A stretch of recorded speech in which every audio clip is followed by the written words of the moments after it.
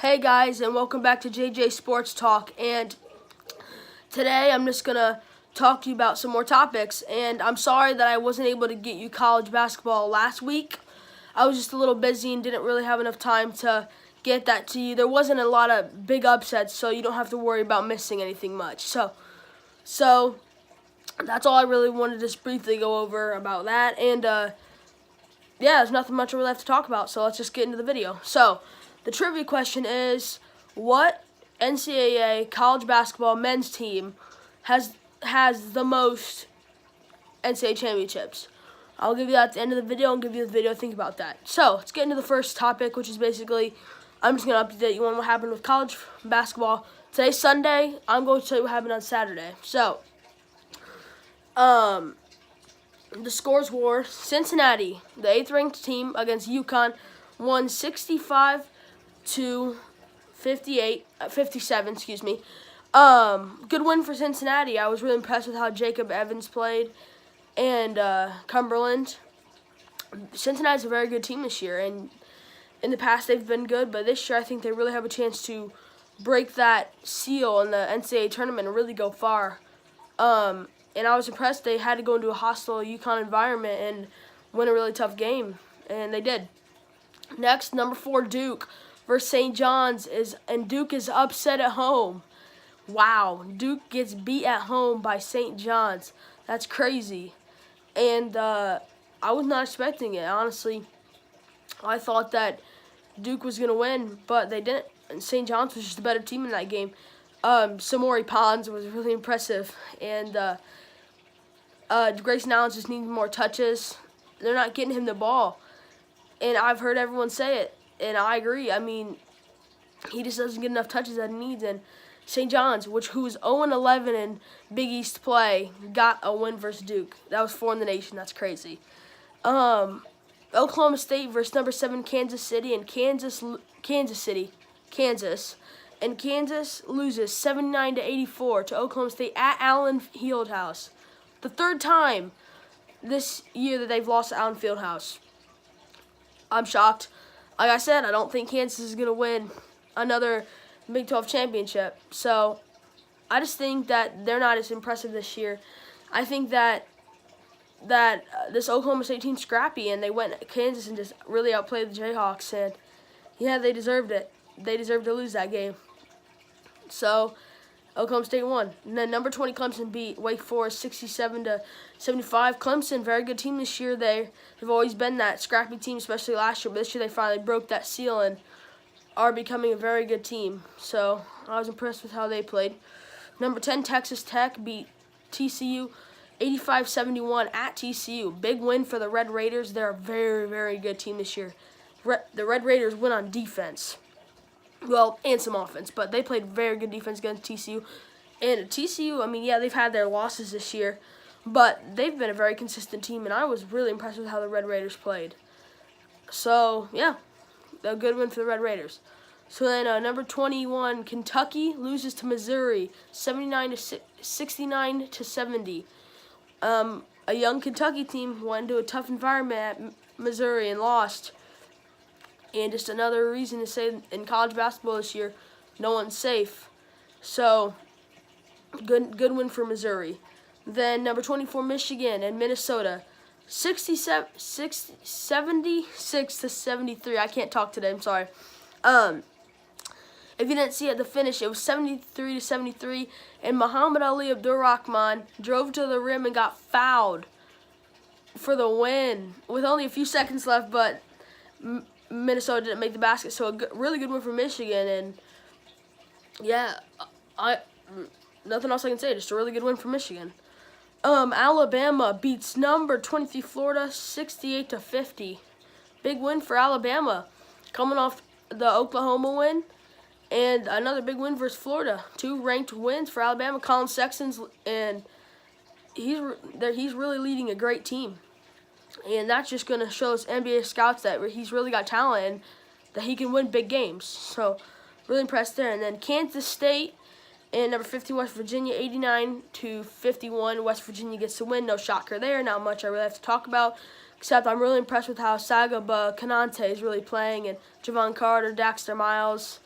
they're playing very good. I don't think Daxter Miles played because of an illness, but anyway, they're just playing great basketball, great defense. Press Virginia and Oklahoma coming up on Monday. That's a big game to watch. So I would watch it if I were you guys. Number 2, Virginia took care of business against Syracuse, 59-44. Great Virginia defense held Syracuse to 44 points. I've been telling you, Virginia's a great team. They're coming, and the Cavaliers are rolling, and they deserve to really get credit. I think they should be the number 1 team in the nation. Villanova's good, but I think the Virginia Cavaliers are better. Watch that in the future. Then Purdue barely escapes the rack in Rutgers, 78-76.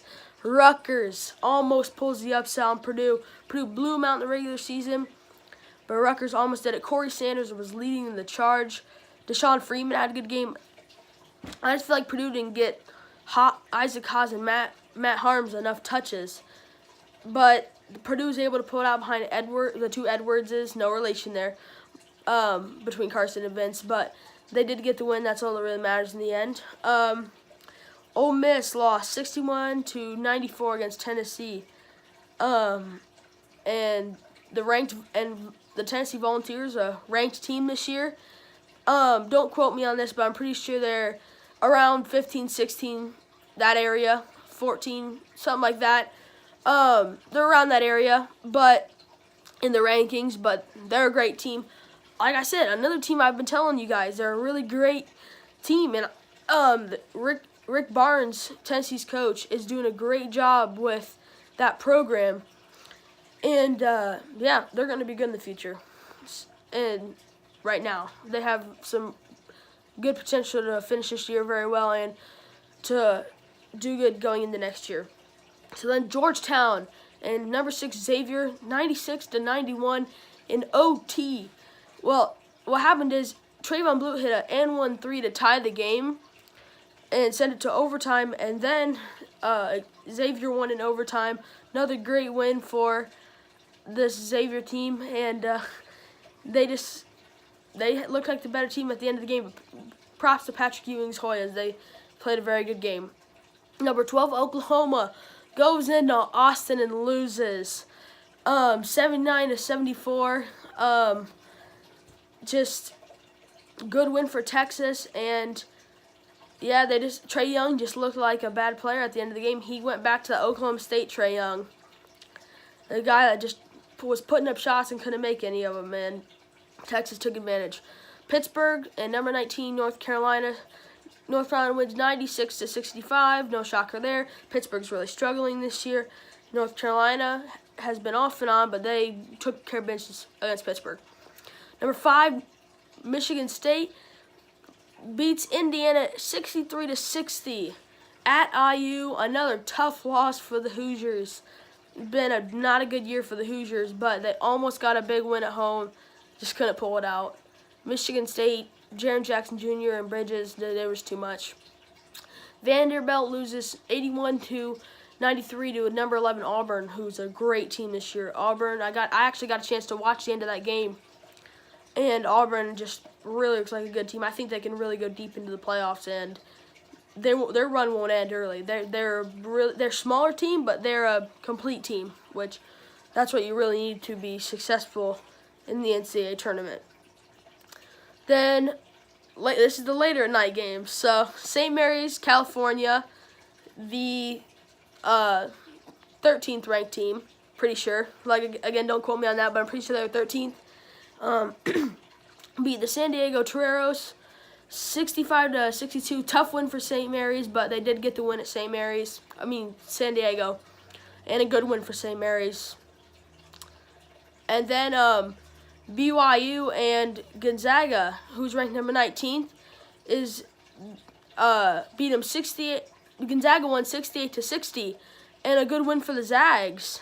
And yeah, they finally got over the hump against BYU, and yeah, a good win for Gonzaga.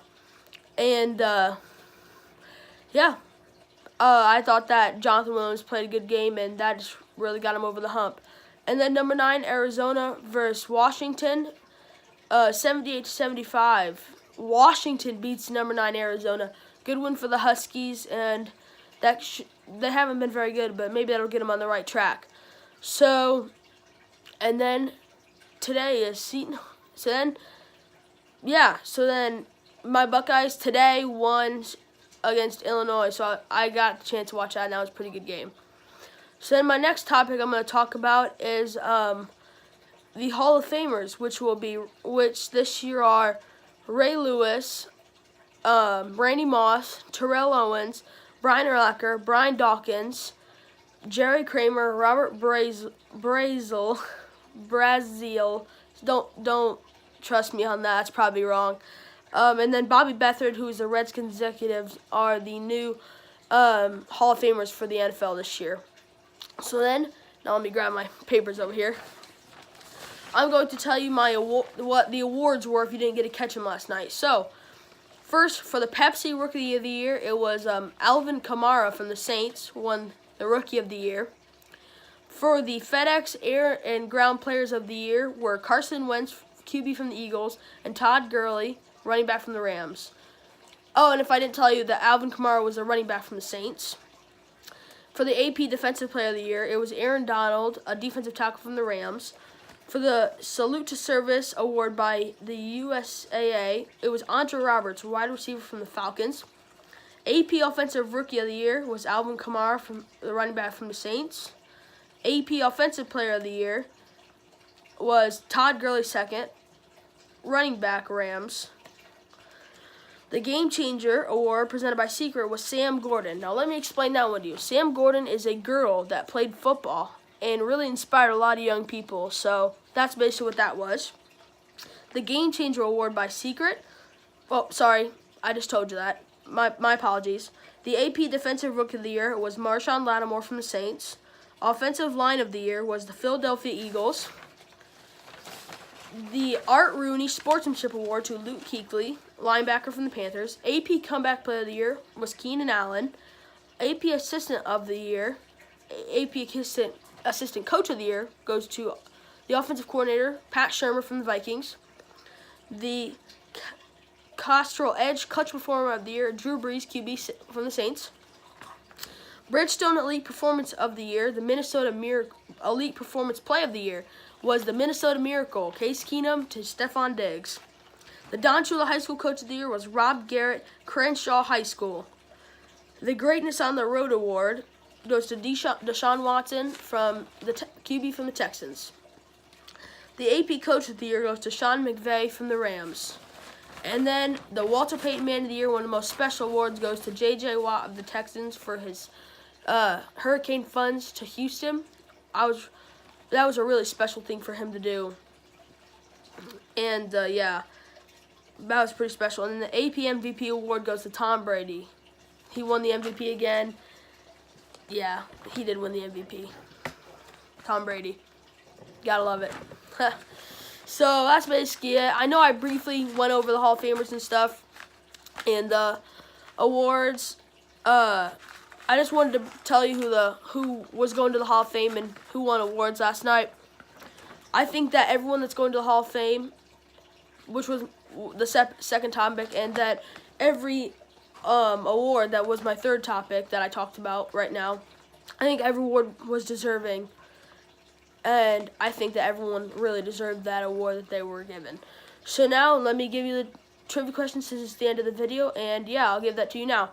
So my trivia question was, which college basketball men's team has the most championships? And the answer is the UCLA Bruins with 11, with 10 of them being with John Wooden, the coach of the UCLA Bruins, when they had guys like Lou Alcindor, aka Kareem Abdul-Jabbar, and Bill Walton. So that's the answer to the trivia question. So thank you for watching today's video, and just keep giving me your support, and just thank you for watching JJ Sports Talk. Goodbye.